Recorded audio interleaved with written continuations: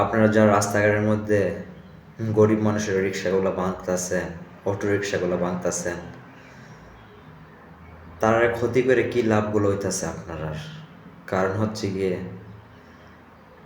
যারা বড় বড় কোম্পানিগুলা এই রিক্সাগুলাকে বানাইতেছে বা বাহিরের দেশ থেকে ইম্পোর্ট করতেছে, তারা কোনো কিছু করতে পারে না।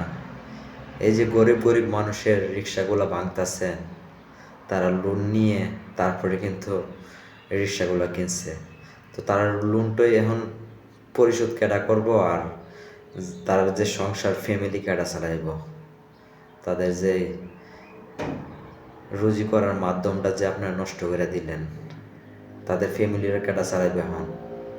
আর একটা কথা হইছে, আপনারা তো শুধুমাত্র গরিবরা সাথেই পারেন, যারা বড় বড় আছে তারা কিন্তু কোনো কিছুই করতে পারেন না। আগে তাদেরকে ধরেন না, যারা এই রিক্সা অটো রিক্সাগুলোতে যারা বাজারজাত করে বা যারা বেচে, তারার আগে ধরেন। তাদেরকে তো ধরতে পারতেন না, কারণ কে লেগা তারা হচ্ছে কোটিপতি, ঠিক আছে, কোটি কোটি টাকার মালিক, তাদের কাছে বিরতেও পারবেন না, ঠিক আছে।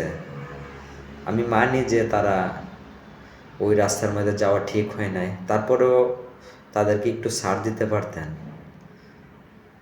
ঠিক আছে, সতর্ক করতে পারতেন যে এই রাস্তার মধ্যে আর দ্বিতীয়বার আইসো না। অনেক সতর্ক করছেন, তারপরে গরিব মানুষ তো পেটের দায়ে যাত্রী নিয়ে চইলা যায়, ঠিক আছে।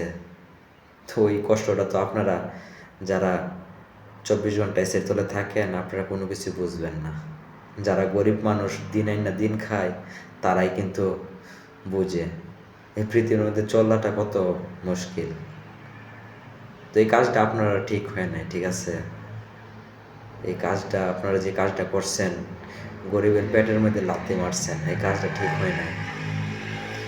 আল্লাহ আপনাদেরকে হেদায়েত করুক। ভালো থাকবেন সবাই।